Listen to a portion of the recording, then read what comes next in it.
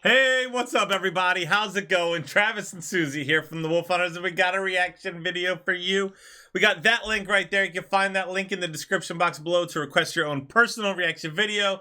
We'll react to whatever video you can find on YouTube. Today's video, Today's video is brought to you by Brian. Bringing us Recycled Reviews, number 8, by Roy from Aquavite. I don't know how to say that. I'm sorry, guys. Hopefully you can read it. Brian says, "Hi, Travis and Susie. I wanted to share with you my favorite Scotch whiskey reviewer, Roy from Aquavite." Hold on, let's see if I can find that out real quick. All right, ready? Aquavite. Aquavite. Aquavite. I guess the V is just a U sound. Yeah. Aquavite. I love the concept of recycled reviews. Also, his recommendations are spot on, at least for everything I've tried. And he scores 9 out of 10 or higher. I can't play any of his videos at home without headphones when Alexandra is around. Not because she doesn't like him, but because she cannot stand the background music. All right. Dang, Alexandra. Hopefully it's not the wolf hunters in the background.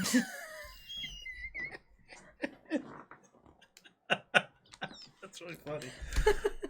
Got them high It's expectations. okay if it is, though. It's fine, Alexandra. All right. It's fine. All right. Alexandra's the best. Truly. Hit the like button, subscribe.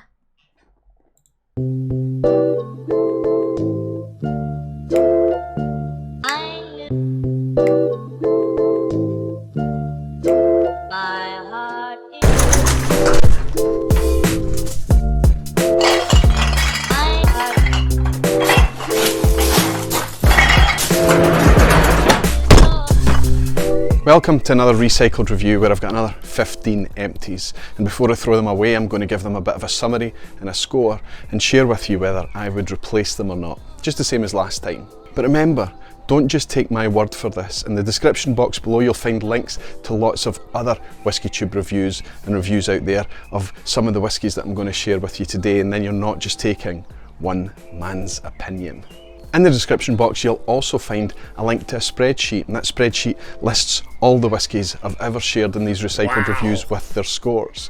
You'll also find links, and if you click that link it takes you exactly to the point in the video where I speak about that specific expression.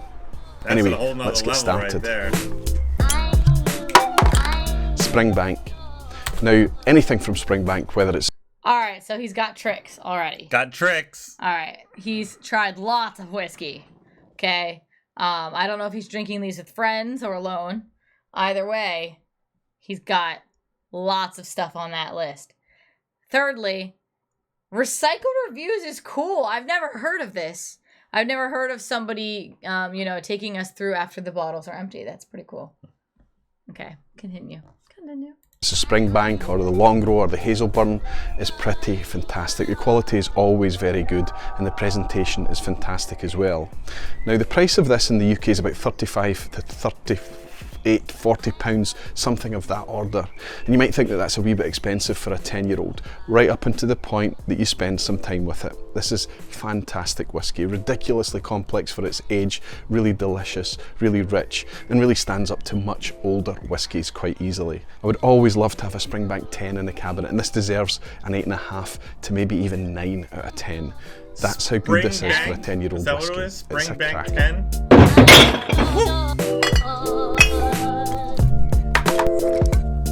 Got 2 bourbon. I wonder how much the Springbank 10 costs. I have to say about the music so far is it actually reminds me of Paperboy. And I used to play that. All of my siblings used to play Paperboy. And my mom used to be like, "Turn it off! The music is driving me crazy." Bourbons here. Now they might seem a wee bit similar. This is Buffalo Trace and this is Maker's Mark, but they're not, they're quite different. This is £20 in the UK and presented at 40%. This is a wee bit more expensive, but not much. You can often get it on offer. I bought this is my presented neighbor at that 45%. I don't think This I've is tried it not yet, a but I gripe bought him about that the one. amount of whiskey in the bottle, not at all. It's about the difference that 5% can make in engagement. Where this is quite watery, and light, and maybe okay on a sunny day like today to pour over ice or in a cocktail or something like that, but not as a sipper. Whereas this can do all. This is really quite rich and tasty, and you put this up against anything and it does a good job. If you had 20 to 30 pounds to pay on a bourbon, I would always reach for this one. I'm not in a hurry to replace Buffalo Trace again, but I would certainly have Maker's Mark back in the cabinet. This one gets a strong 8 out of 10, whereas this one just scrapes a 7.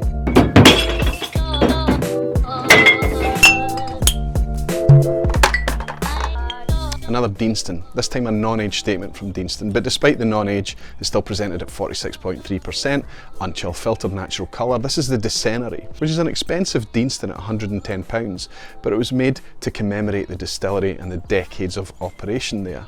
Now this was a distillery exclusive and it's sold out now, and you're going to struggle to... I like how he is sharing the price. Now he's sharing in pounds versus dollars for us, but I mean, I get the idea. Makes sense. But did he say what the first one was? I missed that. If he did, I might not have caught that. I didn't catch it. I assume he did, because now he's saying it on every one, so I'll have to go back and check that out. To buy it, I guess you'll maybe turn it up in auction, and if you got it at a decent price, it would be definitely worth it, because it was a very rich, very old school style whiskey, much more kind of fruity and sherried style with a bit of a sulphur lick to it. I would say yes, if you got this at a decent price, it would certainly be worth it. Lots of people really rave about this. I prefer the younger, brighter Deanstons from a bourbon cask, but I really did enjoy this. And I happen to know that despite this being distillery only and it being sold out now, that there is a batch 2 coming this year, and I'd be curious to try that one as well. Very good whiskey, 8 to 8.5 out of 10, but excited to try the next batch.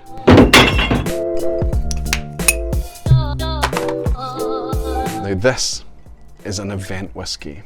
That looks cool. This is a Canadian whiskey, but it's not like any Canadian whiskey that you're used to. I remember trying Canadian whiskies and just thinking that they were a bit light and not really much to them. Fantastic as a base for mixing and things, but not much more. Certainly wasn't much sipping engagement there. But this is an absolute cracker of a whiskey. This is Lot 40. This is a 12-year-old cask strength. This was given to me by Daniel Whiskey Throttle, and I'm very, very grateful for it, because I absolutely loved every single sip I had of this, and I shared a hell of a lot of this with everybody that I thought would enjoy it, and the feedback I got from them was that it was terrific too. It's an absolutely cracking whiskey, very difficult to get a hold of, but this is a type of Canadian whiskey that you just don't associate with the style. It's 100% rye, so not to everybody's palate. But even if you think you don't like Canadian whiskey, even if you think you don't like rye, this would be something to try. This would be something to even track down. It's an absolute cracker of an event whiskey. Delicious fruit, Dang, delicious really spice, just spice for days. And it's got the ABV at 55% to really be flexible, so you can add water and bring it down and down and down and see how it changes. It's been an absolute pleasure to spend time with this whiskey.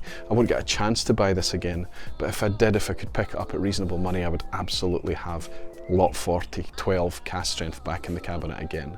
Now the one that came after this was an 11-year-old, and I hear that the one that's coming out a bit later this year is going to move to non-age statement, but still I think it's going to be something that I'm going to look forward to trying in the future. This is an easy 9 out of 10 whiskey, and I recommend everybody to try and grab it if they can. Glen Grant 18-year-old. Now this was awarded Jim Murray's Scotch Whisky of the Year 2018. Now I don't know if I agree with that, you know, but it is a decent whisky. It's quite elegant, it's got lots going on, and it's a very, very typical, nice, balanced Speyside style. There's a wee bit left in this actually, just remind myself.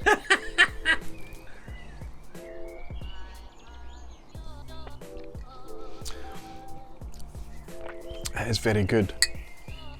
Unfortunately, it's just a wee bit light at 43%.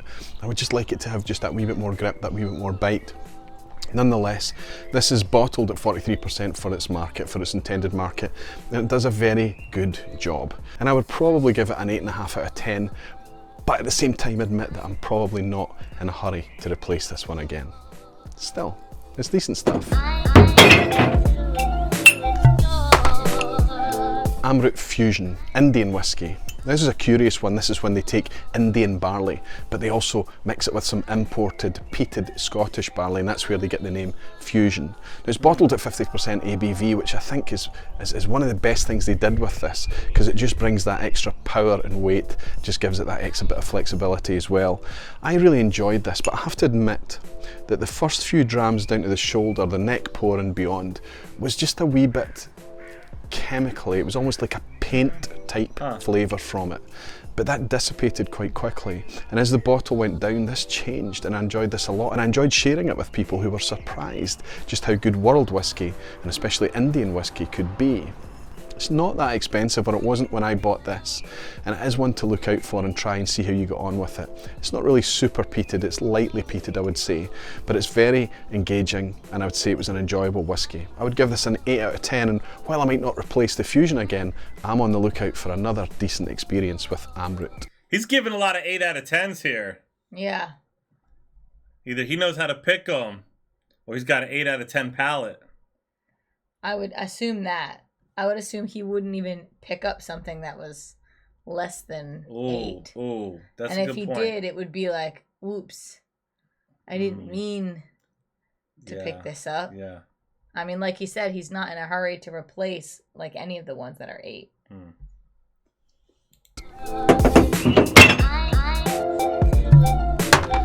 I always have a whinge about ABV, don't I?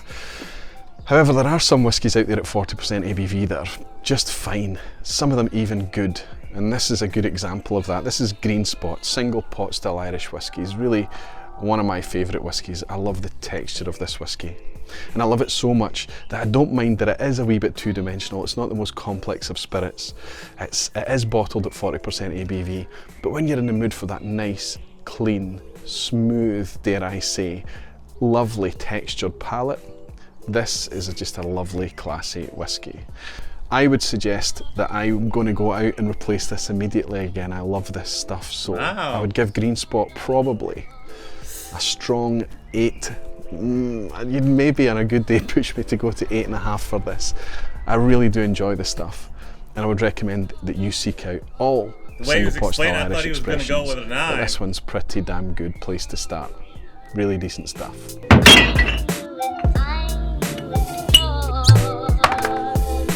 Glencadam 15. Now this was Ralphie's Whisky of the Year in 2017, and it was originally really good value for a 15-year-old, but after Ralphie gave it as Whisky of the Year 2017, it quickly sold out, and it never really caught up again, and I'm pretty sure that the 15-year-old is now discontinued. However, there is still some out there in the supply chain. You can happen across it, and I think it is a decent example of a 15-year-old light bourbon matured Highlander. Really decent stuff. However, I don't think it's a beginner's whiskey. There's not an obvious hook in this, and I think that it's only when you compare it to perhaps other 15-year-olds that it starts to show what it has on offer. I would probably like to have this back in the cabinet again, but I'm not in a hurry to seek it out.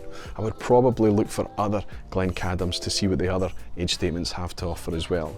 But I enjoyed my time with this, and I'd give it a solid 8 out of 10.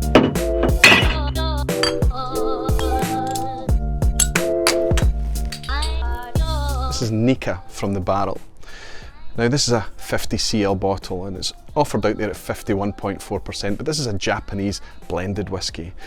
And being Japanese blended whiskey, we're not even sure what's inside this. We don't even know if it's actually Japanese. But nevertheless, given how expensive Japanese whiskey is to buy right now, this is kind of decent to have in the cabinet. It's not that expensive, and it gives you something to let people try. Now, I would suggest that this is a wee bit closer to bourbon in style actually than typical Japanese whiskey. It's very oaky, but it was decent, and at 51.4% ABV, it gives you a wee bit more flexibility to kind of play with it a bit more. It was decent, not in a hurry to replace it again. I think I enjoyed my time with it, but I would say this is a 7.5 out of 10, and I'm not going to replace it, but it wouldn't stop me recommending it to other folk who I think might enjoy it. Not bad. I like how all the bottles are so different. Yeah, that's fair enough. Old Pulteney 12-year-old. Now I'm quite surprised to say that I haven't reviewed Old Pulteney 12 on the channel before, because I do get through quite a bit of it. Now everybody was nervous when we went through the repackaging and rebranding and worried what was going to happen to the whiskey, but I have to say that the 12-year-old seems to have stayed damn solid. This is always great value. In the UK, it's about £25, which is fantastic value for a 12-year-old whiskey. Now, it is bottled at 40% ABV, but it does okay on that. It's still engaging and enjoyable even at that low ABV. And at that price, who can grumble, right? I'd have to say I'm relieved because the older age statement stuff jumped in price a wee bit too high for my liking. The 12-year-old, for it to stay at that price and level and to stay at this quality is really encouraging. I will replace Old Pulteney 12 and I'm glad that it's still available at that price and that quality. It's a good one. 7.5 out of 10.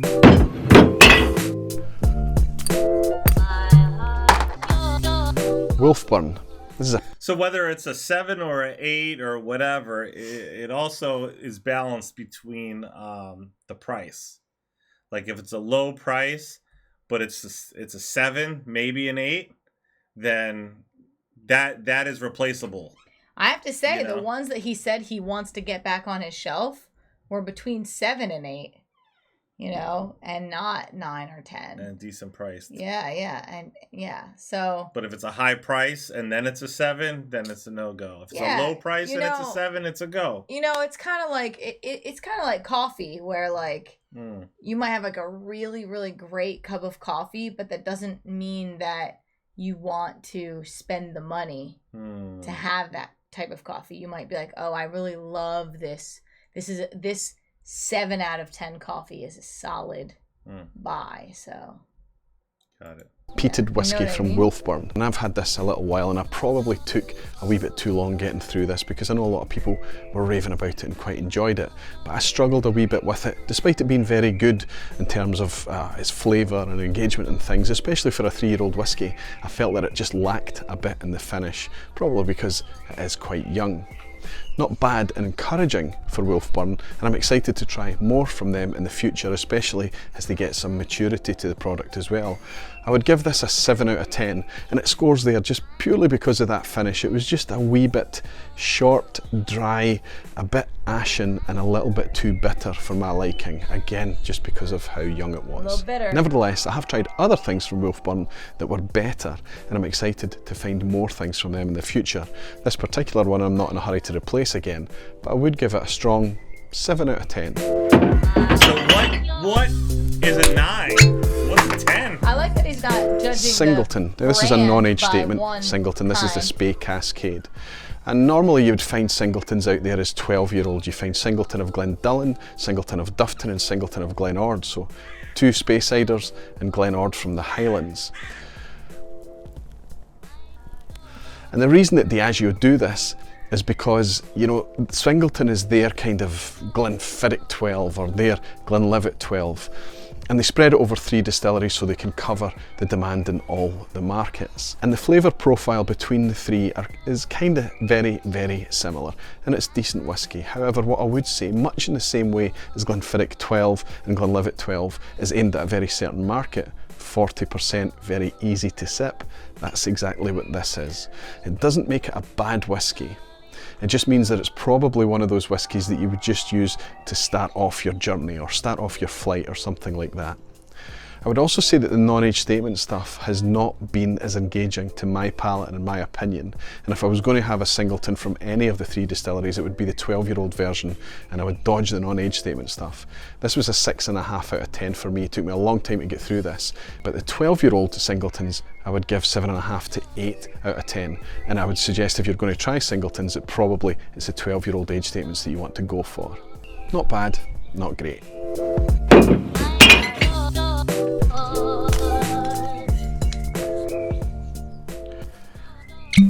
This, however, is great. This is a gift from the Scotch Test Dummies, and this is Elijah Craig Barrel Proof. This is the 69.7% ABV version, and it was an utterly fantastic bourbon whiskey. In fact, there's a wee drop left of this as well. I have truly enjoyed every single drop of this. Did you say the pounds? It's just so rich. It's bizarrely easy to sip though, it's 69.7% ABV. That's wild. This is the whiskey that redefined my opinion on bourbon.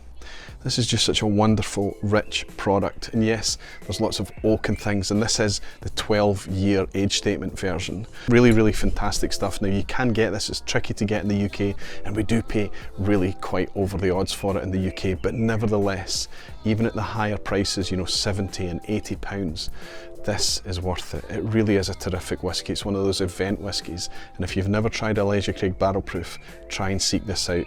Of course, it's a 9 out of 10, and I'd recommend it to anybody who's into whiskey. Wait, what did he rate it at? Oh, I didn't. I was focused on the pounds, so I didn't. All right. I actually didn't. Let me know, guys. And we finish where we started off, with a 10-year-old Springbank. But this isn't anything like the Springbank that we started with. That was the core expression, and this is a 10-year-old local barley, which I think was their 2017 release.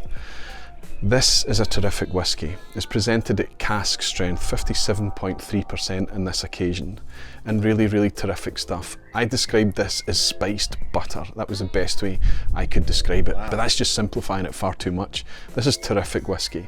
Really easy to drink even at a high ABV, and really you can just pour this for anybody, and you're never going to have anybody say anything other than that is fantastic whiskey. Yes, it got a hard time for being £95, a bit expensive for a 10-year-old whiskey, but we have to remember this is Springbank. It's in limited quantity, it's always exceptional quality, and it's cask strength product, and it's a very unique thing being a local barley expression. I've already got the 9-year-old in there to replace this. I'm not going to find the 10-year-old very easily unless I go to an auction, and even the 9-year-old now is going to be tough to get a hold of. But if you see Springbank local barley out there, don't hesitate, just go ahead and buy it because it's terrific. And this is another 9 out of 10. 9 out of 10. That means the last one was 9 out of 10. Thanks for watching another recycled review. If you've enjoyed this, another there's 7 9 out of other 10. recycled reviews before this that you can catch. And of course, if you enjoy those, please leave a like and consider subscribing. Remember the links in the description box below to other reviews out there, and remember the spreadsheet as well. And until next time, thanks.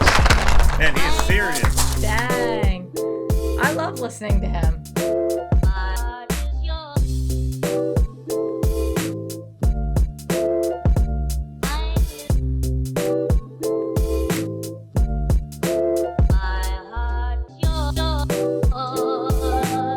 DJ Quads. DJ Quads.